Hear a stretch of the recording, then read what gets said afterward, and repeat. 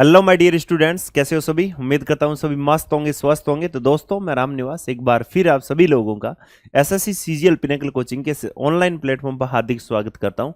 तो चलो बिना किसी देरी के स्टार्ट करते हैं। आज हम क्वेश्चन नंबर 1 से देखिए। पहला क्वेश्चन आपसे क्या कह रहा है। If the total surface area of a cube 384 centimetre square, then what is the volume of the cube. एक घन का कुल पृष्ठीय क्षेत्रफल इतना है 384 सेंटीमीटर स्क्वायर, तो घन का आयतन। एक बात बताइए, टोटल सरफेस एरिया क्यूब का कितना होता है 6a स्क्वायर इक्वल्स टू कितना 384। तो ए स्क्वायर कितना हो जाएगा, आपने कहा सर ये बन जाएगा हमारे पास में 6 और यहां पर कितना आ गया 4, यानी 64, यानी ए की वैल्यू कितनी आ गई 8 सेंटीमीटर। ठीक है, हमसे कह रहे हैं कि आयतन बताइए वॉल्यूम ऑफ क्यूब। तो वॉल्यूम ऑफ क्यूब की अगर बात करें तो कितना होता है ए क्यूब, मेरे भाई 8 का क्यूब कर दो, कितना आ गया 512 सेंटीमीटर क्यूब, यानी ए ऑप्शन आपका करेक्ट आंसर। क्लियर है, समझ में आ गई बात। चलिए अब नेक्स्ट क्वेश्चन भी देख लेते हैं। इस क्वेश्चन में आपको क्या दिया है, आपसे the bar graph given below shows the number of books sold by two shopkeeper S1 and S2 in 5 months. भाई S1 और S2 ने, जो ब्लैंक व्हाइट वाला दिख रहा है वो S1 है और थोड़ा सा डार्क दिख रहा है वो S2 है। इन लोगों ने 5 महीनों में इतनी जो बुक्स है वो परचेज की है, तो सॉरी बेची है ना। तो आपसे कह रहा है कि जो J1 है the total number of books sold by S1 S2 in all 5 months. ठीक है, कह रहा है कि जो J1 है वो आपका total number of books sold by S1 and S2 in all 5 months, यानी कह रहा है कि S1 S2 के द्वारा सभी 5 महीनों में जो बेची गई पुस्तकों की संख्या है, और जो J2 है वो है difference between the total number of books sold by S1 in all 5 months and total number of books sold by S2 in all 5 months. देखो, एक में तो दोनों का सम है, एक में दोनों का डिफरेंस है। ठीक है, आगे चलते हैं। आपसे कह रहे थे what is the value of J1 plus J2, J1 plus J2। अब चलिए J1 फाइंड आउट करते हैं। J1 एक्चुअली में क्या है, J1 क्या है, सभी 5 महीनों में S1 S2 द्वारा बेची गई पुस्तकों की कुल संख्या। चलिए हम फाइंड आउट कर लेते हैं। तो 40 और ये कितना हो गया 150, और यहां पर ये कितना हो जाएगा, आपने कहा सर 200 200 200, और ये वैल्यू कितनी हो गई भाई टोटल 250 या 260। क्लियर। Z2 की बात करें तो आपको देखना पड़ेगा कि दोनों के बीच में डिफरेंस कह रहा है 5 महीनों में S1 और S2 द्वारा बेची गई कुल पुस्तकों की संख्या के बीच का अंतर। तो भाई S1 और S2, S1 ने बेची 50, यानी S1 की अगर बात करें तो भाई 50 प्लस कितनी 40 और प्लस कितनी होगी 20 और प्लस कितनी होगी 15 और प्लस कितनी होगी 5। तो कुल मिला के ये कितनी होगी 110 और 20 कितनी होगी 130, और S2 कितनी हो गई, आपने कहा सर 5 प्लस कितनी है 10 और प्लस कितना 60 प्लस कितना 30 और प्लस कितना 25। तो हमारे साथ यहां पर देखें तो 40 और ये कितना हो गया 130, यहां पर कितना भाई 130 आ रहा है, डिफरेंस आ ही नहीं रहा। डिफरेंस कितना है 0, यानी 130 माइनस 130, डिफरेंस कितना है 0। इसका मतलब दोनों की जो वैल्यू है, हमसे क्या पूछा गया Z1 plus Z2, Z1 plus sorry J1 plus J2 कितना हो जाएगा, हमारे पास में वैल्यू कितने 260 और प्लस का 0, तो वैल्यू हमारे पास में 260 आ जाएगी। क्लियर, डी ऑप्शन आपका करेक्ट आंसर बन जाएगा। आई बात समझ में। चलिए नेक्स्ट क्वेश्चन की तरफ चलते हैं। ये क्या कह रहा है,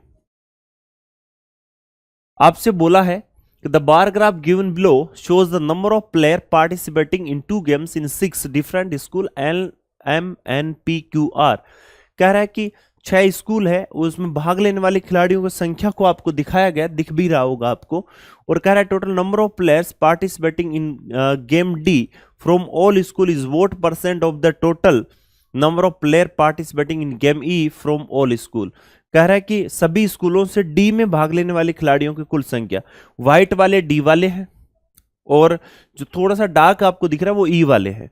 तो कह रहा है जो डी वाले हैं वो ई वाले के कितना % है, ये आपको फाइंड आउट करना है। ठीक है, सिंपल क्वेश्चन है, बस थोड़ी सी कैलकुलेशन करनी है, बस इतनी ही मुश्किल है, बाकी तो मुश्किल नहीं है। हमने देखा भाई डी का कुछ देख लेते हैं। डी में कितना 92 प्लस 78 प्लस 66 और प्लस 88 +54 और +110। ई का देख लेते हैं। ई में कितना है? 146 +102 +82 +104 +96 और +118। हमने देखा भी टोटल कैलकुलेशन अगर करें तो कितना आ रहा है। यहां से आप देखो 170 और 110, 280, 280 और 120, 400, 488। इधर कितना हो गया? आपने कहा सर 146 और 104, 250, 250 और यहां अगर हम बात करें 190 की, 250 और 190, तो आप यहां पर देख सकते हैं कि ये बन जाएगा 190 यानी 340, 440, 440 और 100 540 और 640 और आपके पास में 658 आ जाएगा। इतना कुछ आ रहा है। ठीक है, अब मुझे परसेंटेज निकालना है कि जो डी में पार्टिसिपेट करें 488 और नीचे कितना है 658 और मल्टीप्लाई बाई 100। यहां से हमने ये देखा, तो आप एक बात बताओ कि ये तो ऊपर वाला कम है, तो कम है तो ज्यादा आने का तो कोई मतलब ही नहीं है ना, बराबर दिख रहा। तो ए ऑप्शन आपका आंसर है 75% के नियर अबाउट। क्लियर है, समझ में आ गई बात? एकदम आसान क्वेश्चन है, थोड़ा सा अप्रोक्सीमेशन काम में लेना पड़ेगा। देखिए, Mohit and Rohit undertook a work for 4400. Mohit alone can do that work in 10 days. Rohit alone can do the same work in 15 days. If they work together, then what will be the difference in the amount they receive? मोहित और रोहित ने 4400 रुपए में एक काम हाथ में लिया। मोहित अकेले उस काम को 10 दिनों में और रोहित अकेले उस काम को 15 दिनों में कर सकता है। वो दोनों एक साथ काम करते हैं तो प्राप्त होने वाली राशि में अंतर। बात करते हैं अमाउंट की। जब दोनों साथ में काम करते हैं तो सेम टाइम के लिए काम करेंगे, तो हमेशा अमाउंट उनको, जो उनकी एफिशिएंसी है, जो दक्षता है, उसी के प्रोपोर्शनली उसको अमाउंट मिलता है ना। तो हमने ये देखा कि मोहित जो काम करता है वो करता है 10 डेज में और रोहित काम करता है 15 डेज में। हमने उनको काम पूछा तो उन्होंने कहा हम तो 30 टेबल बनाते हैं। कितने बनाते हैं? 30। मतलब इनका एलसीएम हमने ले लिया। कितना आगे भी 3 और ये कितना आगे 2। अब कह रहा है कि उनकी जो प्राप्त राशि उनमें अंतर कितना होगा। तो सिंपल सी बात है, जो डिफरेंस इनकी एफिशिएंसी में है, मोहित और रोहित की बात है 3 और 2 कितना है भाई? आपने कहा सर 1। वैसे कितना है आपका यहाँ पर 5 की वैल्यू कितनी होगी? 4400 यानी 1 की वैल्यू कितनी होगी? आपने कहा सर 880। तो इसका मतलब 1 की वैल्यू कितनी है? 880। यानी डिफरेंस कितना? डी ऑप्शन करेक्ट आंसर है। ठीक है, कौन सा भी? D option. क्लियर? चलिए अब इस क्वेश्चन को देखिए क्या कह रहा है। इसमें हमें दिया हुआ है कि an article is sold at 10% loss if its cost price is decreased by 5 rupees and selling price is increased by 8 rupees, then profit of 10% is earn on it. What is the original selling price of the article? एक वस्तु को 10% की हानि पर बेचा जाता है। यदि इसके क्रय मूल्य में 5 रुपए की और विक्रय मूल्य में 8 रुपए की वृद्धि होती है तो इस पर 10% का लाभ अर्जित किया जाता है, तो वस्तु का वास्तविक विक्रय मूल्य क्या होगा? हम सीपी और एसपी की बात करते हैं। सीपी एसपी की बात करें तो 10% का लॉस हो रहा है। तो अगर कोई अमाउंट 10x का था, अब वो 9x का है। इसमें 5 रुपए की बढ़ोतरी कमी कर दी जाती है क्रय मूल्य में, और इसमें 8 रुपए क्या कर दिए जाते हैं? बढ़ा दिए जाते हैं। यही तो बात हो रही है। ठीक है, ऐसा करते ही 10% का लाभ होता है, तो 10 और 11 का रेशियो बन जाता है। तो यहां से बात करें तो 10x माइनस 5 और नीचे कितना है? 9x प्लस का 8 और कितना बन जाएगा? तो 10 और 11 वाला सीन बन जाएगा। ठीक है, इनका रेशियो क्या रहेगा? इक्वल। क्लियर है भाई? इनमें ये सब कुछ करके बराबर में ये कर दूं तो कोई समस्या नहीं होनी चाहिए। आपने कहा सर ये इस साइड में बन जाएगा, अगर हम बात करें कैंसिल आउट करूं तो ये बन जाएगा 2 1 और 2, इसको मल्टीप्लाई करूं 22x माइनस 11 इक्वल्स टू कितना है 2, इधर मल्टीप्लाई होगा 18x और प्लस कितना होगा 16, इसको इधर ले आओ 4x और ये उस साइड में चला जाएगा तो कितना हो गया 27, x की वैल्यू 27/4। हमसे ये बोला गया कि भाई पहला जो विक्रय मूल्य वो क्या होगा, यही तो पूछा है, वास्तविक विक्रय मूल्य 9x है, इधर ले आओ तो 9x को मल्टीप्लाई किससे करेंगे 27/4 से मल्टीप्लाई करेंगे, इसको इसके साथ में पहले मल्टीप्लाई किया तो 3 यानी 6 आ जाएगा, 18 और 6 कितना हो गया 24, नीचे कितना आ गया आपका 4, डिवाइड कर दो 6, फिर कितना आ गया 0.7 और 5, तो डी ऑप्शन आपका आंसर आ जाएगा। एकदम इजी क्वेश्चन है, क्लियर।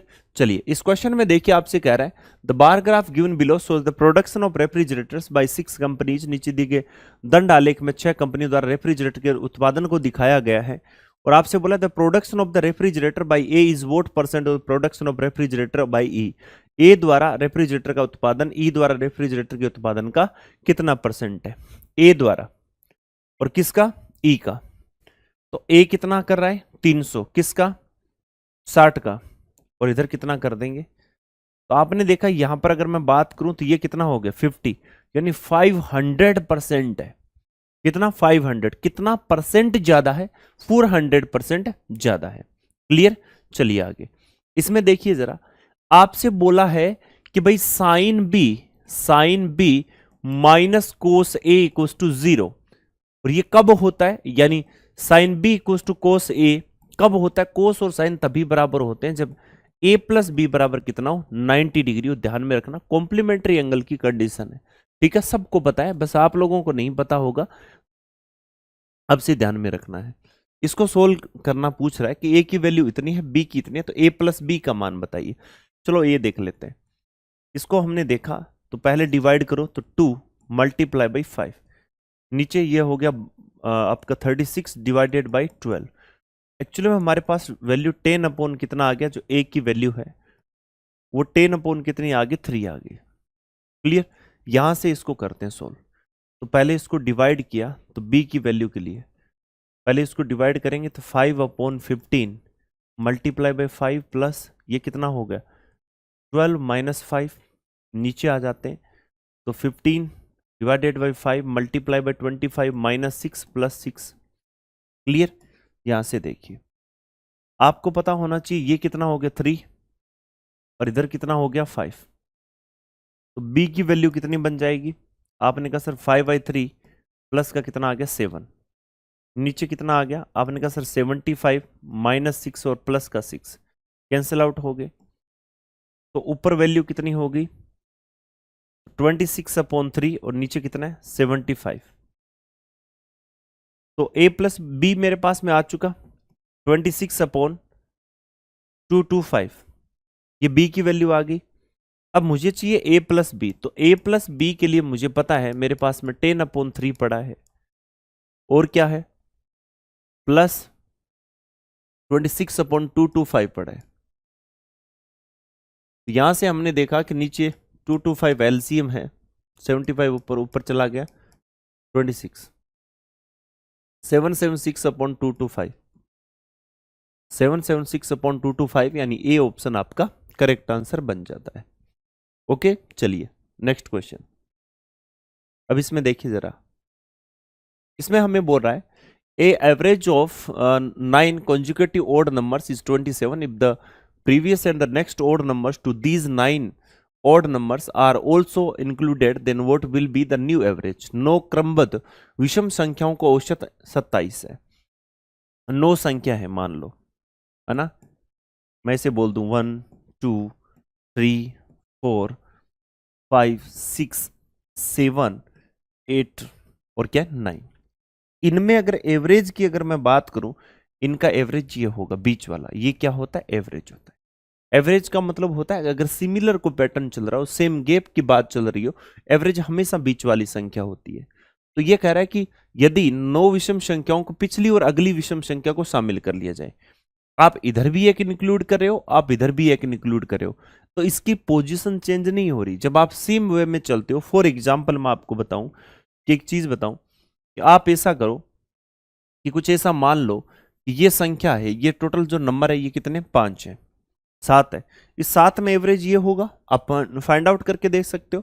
भाई सिमिलर पैटर्न में जब संख्याएं चलती है तो फर्स्ट और लास्ट, तो 2 + 8 अपॉन कितना हो जाएगा आपका 2, कितना आ गया 5, तो भी 5 आ रहा है। अगर आप इसमें दो संख्या और इंक्लूड कर दो, एक पहले 1 कर दो, उसके बाद में क्या कर दो 9 कर दो, तब भी एवरेज 1 + 9/2 5 ही आएगा। अब आपको सर ये तो नेचुरल नंबर है, आप ओड नंबर लेके देख सकते हो, आप यहां से कर सकते हो 3 5 7 9 और 11, अब क्या है 7। आप इधर अगर मान लो इंक्लूड करते हो कोई ऐसा नंबर, 1 इंक्लूड कर दिया, इधर 3 कर दिया, तो भी आपका 7 ही आएगा, कोई फर्क नहीं पड़ेगा। फर्क कब पड़ता है जब आगे या कोई पीछे इंक्लूड कर ली जाए, तब ये शिफ्ट होने की फिर कोशिश करेगा। ठीक है, ये ध्यान में रखना। आंसर क्या आ जाएगा 27 के 27 ही रहेगी। अच्छा क्वेश्चन है, ठीक है। चलिए इसमें देखिए जरा क्या कह रहा है आपको।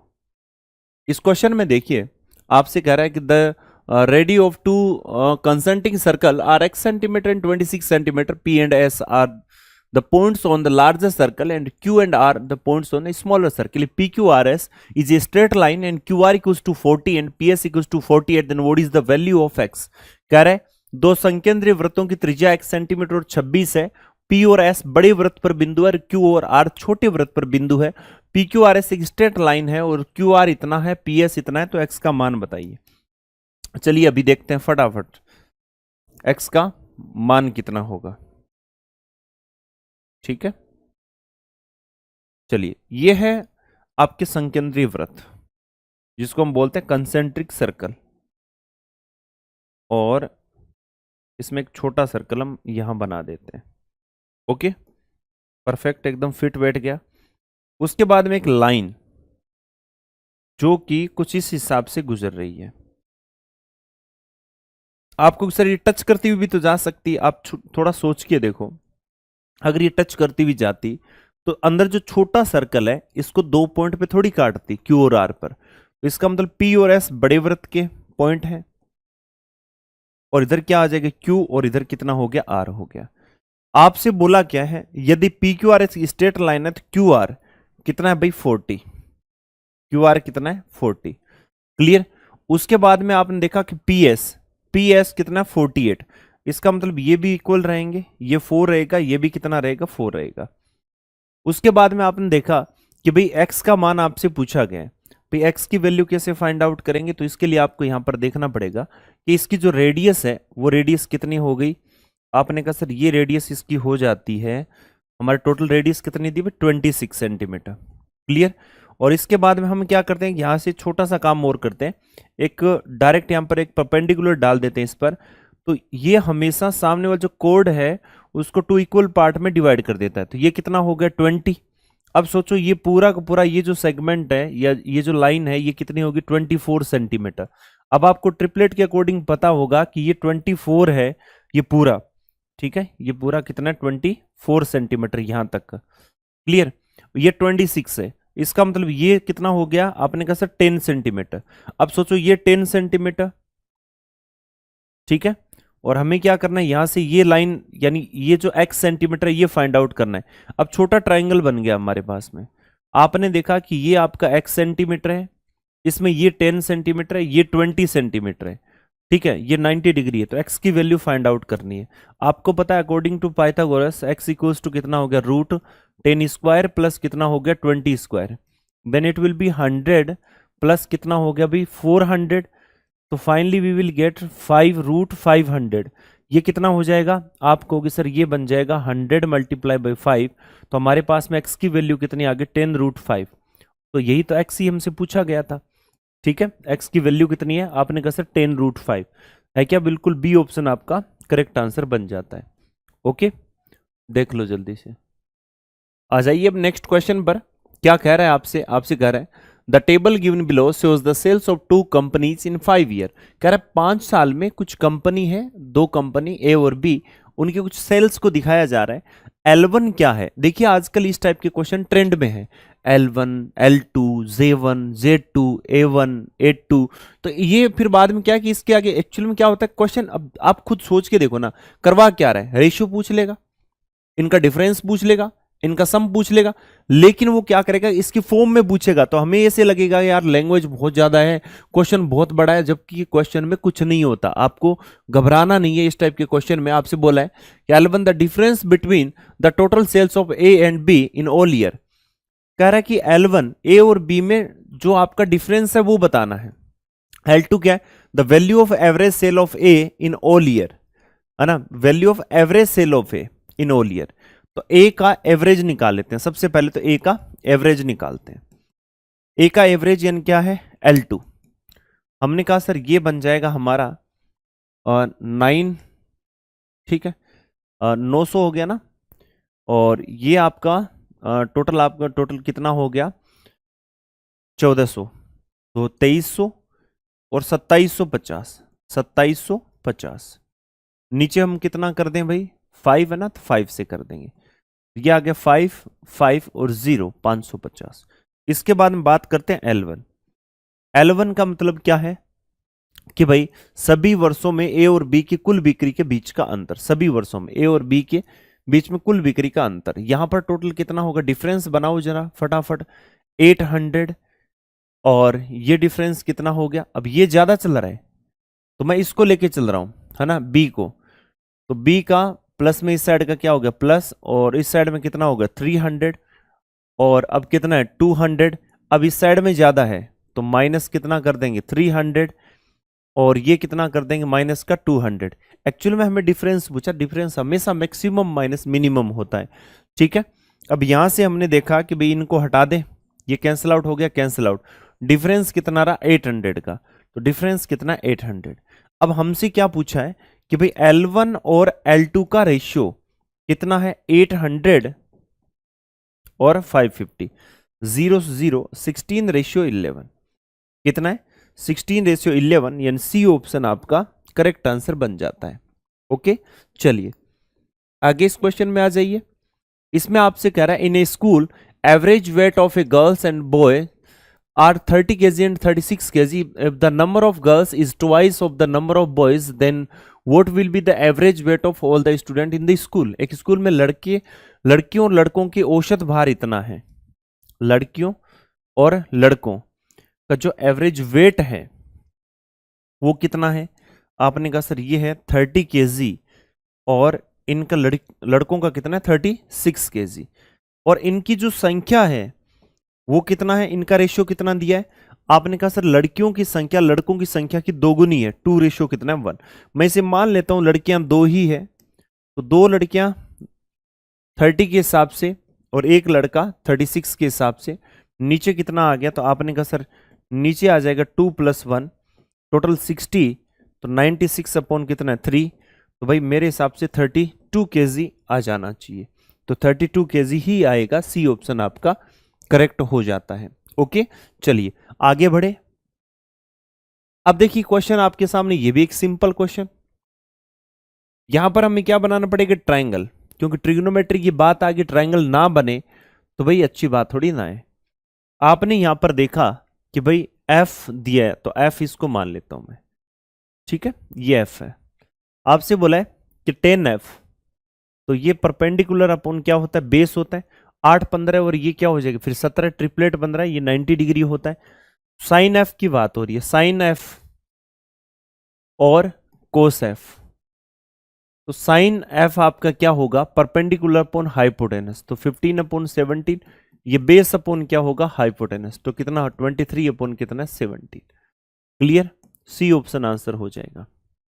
ओके, चलिए आगे बढ़ते हैं नेक्स्ट क्वेश्चन की तरफ। और इसमें आपसे क्या बोला है? कह रहा है compound interest on a sum for 2 year is 4180। If the rate of interest 20% per annum, then what is the सम?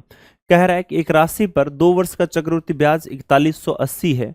यदि ब्याज की दर 20% है तो भाई राशि क्या होगी? एक्चुअली में क्या है कि 2 साल की जब भी बात हो तो हमें सीआई बनाना हो तो हमेशा ध्यान में रखना, हम इस तरीके से इसको फाइंड आउट कर सकते हैं, ठीक है। ये टोटल जो आपकी रेट आ जाएगी, जो क्यूमुलेटिव रेट है वो आ जाएगी 1 साल के लिए। तो यहां से हमने देखा तो टोटल कितना हो गया, 44% आ जाएगा मेरे पास में, और 44% की वैल्यू कितनी है, 4180। ठीक है, तो 1% की वैल्यू कितनी आ, 4180, नीचे कितना 44, कैंसिल आउट कर दो। आपने कहा सर इसको अगर 11 से करूं तो ये आ जाएगा 3 टाइम्स, फिर 8 टाइम्स, फिर कितना आ गया 0। ठीक है, तो 190 अपॉन कितना आ गया 2। ठीक है, इसका मतलब 95 आ जाएगा। तो 100% की वैल्यू कितनी हो गई, जो प्रिंसिपल है 95 मल्टीप्लाई बाई 100, तो 9500 हो जाएगा। क्लियर है? तो भाई सी ऑप्शन आपका करेक्ट आंसर है। ओके, चलिए आगे बढ़े, आ जाइए इस क्वेश्चन पर। ये क्वेश्चन तो लगातार पूछा जा रहा है। An angle subtended by a chord C D on the center of circle is 180 degree. If the radius of this circle is 14 centimeter, then what will be the length of the chord CD? एक जीवा CD द्वारा एक वृत्त के केंद्र पर अंतरित कोण 180 डिग्री है। एक जीवा है और उसके द्वारा एक उसके केंद्र पर जो बनाया गया जो कोण है वो कितना 180 डिग्री। अब सोचो कि जो जीवा है वो केंद्र से ही होके गुजर रही है ना। कह रहा है सीडी जीवा द्वारा एक वृत्त के केंद्र पर, यदि इस वृत्त की त्रिज्या 14 है तो जीवा सीडी की लंबाई कितनी होगी। तो सिंपल सी बात है, अगर ये कॉर्ड है कोई 180 डिग्री बना रही है, इसका मतलब सेंटर से गुजरने वाली लाइन होगी, कॉर्ड होगी, इसका मतलब यही तो इसके डायमीटर है। तो कह रहा है सीडी की लंबाई क्या होगी, ये सी है और डी है, ये ओ है, रेडियस 14 सेंटीमीटर, तो ये भी 14 सेंटीमीटर, तो 28 सेंटीमीटर राइट आंसर हो जाएगा। डी ऑप्शन आपका करेक्ट आंसर हो जाता है। ओके, चलिए आगे आ जाते हैं। क्वेश्चन नंबर 16 क्या कहता है आपसे, एकदम आसान क्वेश्चन है। क्वेश्चन में बोला है कि भाई triangle X Y Z, angle y equals to 90, yn is perpendicular to xz, xy equals to 30, xz is 34, then what is the value of yn। कह रहा है त्रिभुज xyz में, त्रिभुज xyz में, और इसमें बोला क्या है, आपसे ये बोला कि एंगल जो y है वो कितना है 90 डिग्री। कितने डिग्री है 90 डिग्री। आप ये देखिए ये आपका कितना हो गया x और y, और ये कितना है z, ये आपका 90 डिग्री। यहां से आपको क्या बोला गया है कि मेरे भाई यहां से लेकर यहां तक एक आपको परपेंडिकुलर डाला गया जो एक्स जेड पर है, ये परपेंडिकुलर है। ठीक है, इसको हम क्या बोल देंगे, n बोल देंगे। तो एक्स वाई है वो 30 सेंटीमीटर है, और वाई जेड एक्स जेड है वो कितना है 34 सेंटीमीटर। तो सिंपल सी बात, अकॉर्डिंग टू ट्रिपलेट बात करें, इसका स्क्वायर माइनस इसका स्क्वायर अगर आप निकाल दो तो ये कितना आ जाएगा आपका 16 सेंटीमीटर। कितना आ जाएगा 16 सेंटीमीटर। तो आपसे कह रहा है कि वाई एन बताइए क्या होगा। हमेशा कभी भी राइट एंगल ट्राइंगल में परपेंडिकुलर फाइंड आउट करेंगे तो हमेशा ध्यान में रखना इस परपेंडिकुलर की वैल्यू कितनी होती है, पीबी अपॉन एच। ठीक है, मतलब perpendicular multiply by base upon कितना हो जाएगा हाइपोटेनस। यहां से देख लीजिए 17 और ये कितना आ जाएगा 8, तो 240 upon 17 centimetre, 240 upon 17, D option आपका करेक्ट आंसर बन जाता है। क्लियर है, समझ में आ गई बात। चलिए इस क्वेश्चन पर आ जाते हैं। आपसे बोला है if 572x41 is divisible by 9 then what is the value of x। कह रहा है कि 572x41 9 से अगर डिविजिबल है तो x की वैल्यू बताइए। तो 9 से डिविजिबिलिटी के लिए हम इनको उड़ाते रहेंगे जो 9 हो रहे हैं। इसका मतलब यहां पर हम मेरे पास में क्या बचा x+1। इनको अगर 9 बनाना है तो यहां पर कितना होना चाहिए, x की वैल्यू 8 हो जानी चाहिए। डी ऑप्शन आपका आंसर हो जाएगा। ठीक है, चलते हैं आगे क्वेश्चन पर। क्वेश्चन नंबर दिया है आपको 18। 3 numbers are in the ratio 2, 3 and 5 if the sum of the largest and the smallest number is 9800, then what is the difference between the largest and the smallest number। तीन संख्याएं 2, 3, 5 के अनुपात में है। तो फर्स्ट, सेकंड और third number की मैं बात करूं, कितना बे 2:3:5। तो सबसे बड़ी और सबसे छोटी संख्या का योग, सबसे बड़ी और सबसे छोटी, संख्या का योग कितना है, तो आपने कहा सर 9800, तो 1 की वैल्यू कितनी है 1400, 1400। तो कह रहा है सबसे बड़ी और सबसे छोटी का डिफरेंस क्या होगा, अंतर क्या होगा, अंतर कितना है, आपने कहा सर 3, तो 3 की वैल्यू तो 1400 से मल्टीप्लाई कर दो, कितना आ जाएगा भाई 4200, कितना है 4200। ठीक है, बी ऑप्शन आपका करेक्ट आंसर। आ जाइए नेक्स्ट क्वेश्चन में, क्वेश्चन नंबर 19। इस क्वेश्चन में हमें दिया है instead of increasing a number successively by 20% and 30%, it is decreased by 22%, resultant value is what percent of required correct value. एक संख्या को क्रमिक रूप से 20% और 30% बढ़ाने के स्थान पर इसे 22% घटा दिया जाता है, तो परिणामी मान आवश्यक मान का कितना प्रतिशत है। एक्चुअल में हमें 20 और 30 बढ़ाना है ना। तो मान लेते हैं कि वो कोई नंबर है और उसको हम ऐसा करते हैं कि भाई टोटल कितना हो गया, पहले 100 था और 100 से हमने 20% इंक्रीज किया, 120 बन गया, फिर 30% बढ़ाया, इसका मतलब ये बन गया आपका 156 बन गया। अब ये नंबर बन गया, लेकिन इसकी जगह हुआ क्या कि भाई वो कह रहा है कि 22% आप इसे घटा दो, तो घटा दिया तो ये 78 आ गया। तो एक बात बताओ कि भाई ये जो पहले हमें ये रिक्वायर्ड वैल्यू ये थी और अब हमारे पास ये आ गया, अब कह रहा है कि ये जो मान है जो रिक्वायर्ड वैल्यू उसका कितना परसेंट है, तो 78 है, 156 का कितना परसेंट है, आप खुद बताओ कितना परसेंट है। आपने कहा सर 50% है। ठीक है, डी ऑप्शन आपका करेक्ट आंसर, एकदम आसान क्वेश्चन।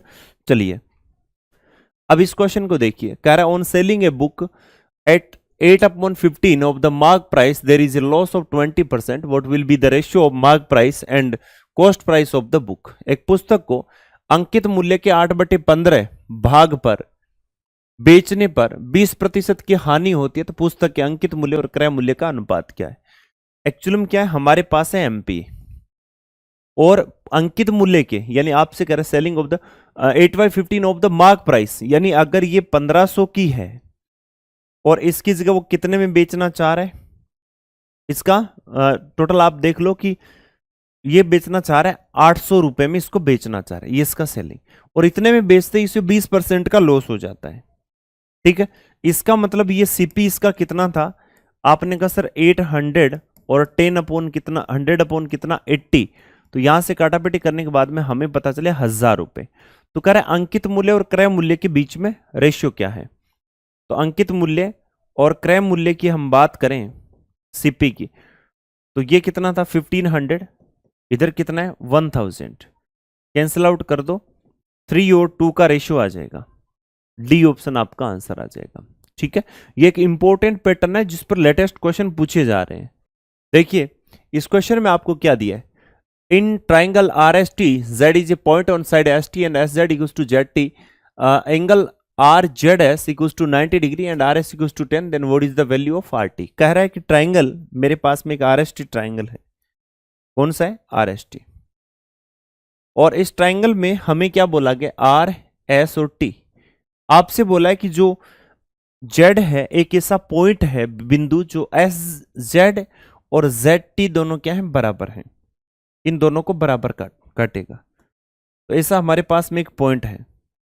ठीक है, तो हमने क्या किया यहां से ड्रॉ किया और यहां इसको मिला दिया, तो जब ये इक्वल 1:1 में ये बांट रहा है ना, इसका मतलब ये है कि ये इस पर क्या आ रहा है भी मिड पॉइंट पर, तो ये मीडियन है ना, ये मीडियन है, और यहां पर क्या आ रही है एक 90 डिग्री, क्यों, क्योंकि इनका जब 1:1 है तो ये भी आपस में क्या होंगे बराबर होंगे, है ना। इसका मतलब ये एक अब इसको आइसोसेलेस ट्राइंगल भी बोल सकते हैं, समद्विबाहु त्रिभुज, इसमें ऊंचाई और माध्यिका मीडियन और हाइट दोनों क्या होती है सेम होती है, तो आपसे ये बोला भी 90 डिग्री गया, इसलिए आर एस जेड नहीं है आर जेड एस है, ये आर जेड और एस है, करेक्शन कर लेना, ये आर जेड एस है, ये 90 डिग्री है, तो जब ये 90 डिग्री है तो हमें पता चल गया कि भाई ये दोनों साइड्स क्या होंगी इक्वल होंगी, क्योंकि ये इसकी लेंथ बन जाती है, median as well as median भी मिड पॉइंट को काट रही है, फिर आपसे इसका मतलब ये भी 1:1 में होंगी, तो जब इसकी वैल्यू आर एस की वैल्यू 10 सेंटीमीटर बोल रखी है, तो भाई आर टी की भी कितनी होगी 10 सेंटीमीटर, बताइए जरा। ठीक है, तो यहां पर 10 सेंटीमीटर, बी ऑप्शन आपका आंसर हो जाएगा। क्लियर? इस पर आ जाइए। इसको डायरेक्ट वैल्यू पुटिंग से भी कर सकते हैं कि X square plus Y square 29 X minus Y equals to 3, then what is the value of 4xy। X square plus Y square is equals to कितना 29 और X minus Y equals to कितना 3। 4xy की value निकालनी है, easily find out कर सकते हैं। आप चाहो तो इसका स्क्वायर करके भी फाइंड आउट कर सकते हो। कैसे? आपको पता है, या तो वैल्यू पुटिंग कर लो। पहला क्या कर सकते हो, आप कर सकते हो एक्स माइनस वाई का whole square, X square plus Y square plus का 2xy, ठीक है, सॉरी माइनस का 2xy। आपको पता है इसका स्क्वायर कितना होगा 9, ये कितना है 29 माइनस का 2xy। तो यहां पर हम देखें 2xy इक्वल्स टू कितना हो गया 20, xy की वैल्यू कितनी आ गई 10। इस वैल्यू को यहां पटको और 4xy निकाल दो, कितना हो गया 4 मल्टीप्लाई बाई 10, कितना बन गया भाई 40। क्लियर? या फिर आप ऐसे देखो कि वैल्यू पुट कर दो,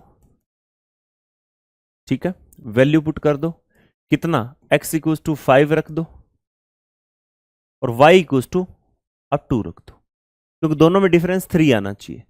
इनका स्क्वायर 25 और 4 29 हो रहा है, कंडीशन सेटिस्फाई होनी चाहिए, बस आपका आंसर आ जाएगा। ठीक है, चलिए नेक्स्ट क्वेश्चन। अच्छा क्वेश्चन है, टीडीएस से पूछा गया है। बोला है कि 2 trains 125 metre and other 375 metre long are running in opposite direction on parallel track at the speed of 81 kph and 63 kph respectively. How much time will they take to cross each other? दो ट्रेनें, एक 125 metre, एक दूसरी 375 metre लंबी समांतर पटरियों पर विपरीत दिशाओं में क्रमशः 81 किलोमीटर और 63 किलोमीटर की चाल से चल रही है, तो दोनों एक दूसरे को पार करने में कितना समय लेगी? ठीक है, एक 125, तो दोनों एक दूसरे को पार करेगी, तो एक बात तो ये पता चली कि दोनों की जब लेंथ दी है तो दोनों अपनी लेंथ को पार करेगी, वही उसकी डिस्टेंस है। विपरीत दिशाओं में तो आमने सामने की तरफ आ रही है, तो इनके जो डिस्टेंस है वो भी क्या, जो स्पीड है वो भी जुड़ेगी, तो 81 प्लस 63, ठीक है, और ऊपर मीटर में है तो इनको 5/18 करना पड़ेगा। चलिए आगे देख लेते हैं। टोटल ऊपर कितना बन गया, आपने कहा सर 500, नीचे कितना बन गया, आपने कहा सर ये वैल्यू बन गई 144 मल्टीप्लाई बाई 5/18, कितना आ गया भाई 8। यहां से हम देखें कितना आ गया 100, और 100/8 कितना हो गया 12.5 सेकेंड में। ठीक है, सी ऑप्शन आपका करेक्ट आंसर हो जाएगा। कोई समस्या किसी को? चलिए अब इस क्वेश्चन को देख लेते हैं, एकदम आसान क्वेश्चन है। हमसे पूछा है कि भाई 8 टू पावर 4, तो इसको a square upon 1 upon a square निकाल दें, रूट 194 प्लस का 2 हो जाएगा, रूट 196 यानी कितना आ गया 14, और यहां से हम क्या निकाल सकते हैं a प्लस 1 अपॉन a, कितना भी रूट 14 प्लस 2 यानी कितना आ जाएगा 4 आ जाएगा। अब हमें क्या निकालना है, हमें ये निकालना है, जैसे इसमें डिवाइड कर दिया cube plus 1 upon a cube. यहां से आपने देखा कि इसका क्यूब निकालना है, तो 4 का क्यूब कर दो माइनस 3 इंटू क्या कर दो 4 कर दो, 52 आ जाएगा। कितना भाई 52, सी ऑप्शन आंसर आ जाएगा। कौन सा आंसर है, सी ऑप्शन। ओके, कोई समस्या किसी को? चलिए अब इस क्वेश्चन पर आ जाइए, आसान क्वेश्चन है, ये आपका ट्रिग्नोमेट्री से ही पूछा गया क्वेश्चन है, तो इसके लिए ट्राइंगल तो हमें बनाना पड़ेगा। इसमें क्या बोला है ट्राइंगल में भाई, आपसे बोला P Q are, Q R एक समकोण त्रिभुज है और 90 डिग्री कहां बता रहा है, क्यू पर 90 डिग्री बता रहा है। ठीक है, क्यू एंड आर कह रहा है P Q R is a right angle triangle, Q equals to 90 degree, P Q equals to 12 और क्यू आर कितना है 5, तो ये 13 आ जाएगा। What is the value of cot P minus 10 R, cot P. अब अगर मैं कोट पी माइनस 10 आर की बात करूं, देखो जो वैल्यू हम जहां पर एंगल थीटा लेते हैं सामने वाला परपेंडिकुलर होता है, ये बेस हो जाता है। तो आपको ये पता होना चाहिए कि जो टेन थीटा होता है वो क्या होता है, परपेंडिकुलर अपॉन बेस होता है। तो कोट तो बेस अपॉन परपेंडिकुलर होता है, तो इसके केस में ये परपेंडिकुलर है तो ये बेस अपॉन परपेंडिकुलर उल्टा हो जाएगा। तो इसका मतलब बेस कितना है इस केस में 12 अपॉन 5।